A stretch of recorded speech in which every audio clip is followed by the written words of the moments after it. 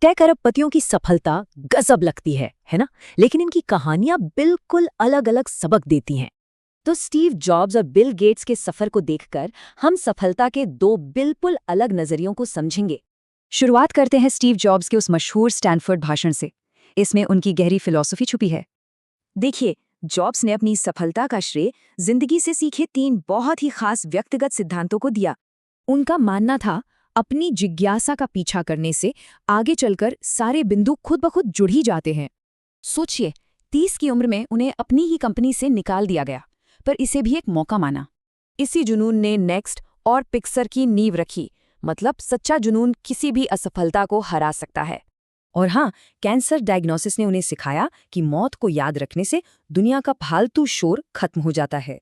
Stay hungry, stay foolish ये दिखाता है कि एक जुनूनी और जिद्दी मानसिकता ही जीत की असली चाबी है। लेकिन जरा रुकिए, एक बड़ा सवाल है, क्या टॉप पर पहुंचने के लिए सिर्फ भूखी मानसिकता काफी है? बिल गेट्स की तरक्की को ही ले, उनके टैलेंट के अलावा हमें उन्हें मिले बाहरी फायदों को भी देखना होगा।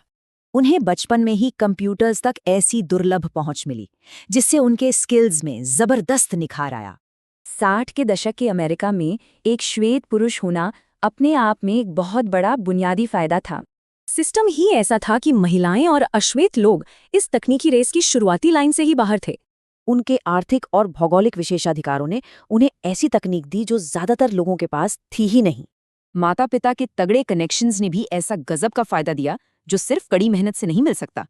उनकी मां की सिफारिश से ही वो IBM कॉन्ट्रैक्ट मिला, जिसने माइक्रोसॉफ्ट को दुनिया भर में मशहूर कर दिया। और तो और, पिता के वकील होने से बिजनेस सेटअप और कानूनी लड़ाइयां उनके लिए बहुत आसान हो गई। यहाँ तक कि मशहूर MS-DOS सॉफ्टवेयर भी तगड़ी फाइनेंशियल मदद की बदौलत दूसरी कंपनी से खरीदा गया था। कुल मिलाकर बड़ी सफलता समझने के लिए व्यक्तिगत टैलेंट और बाहरी सामाजिक फायदों दोनों को देखना बहुत जरूरी है।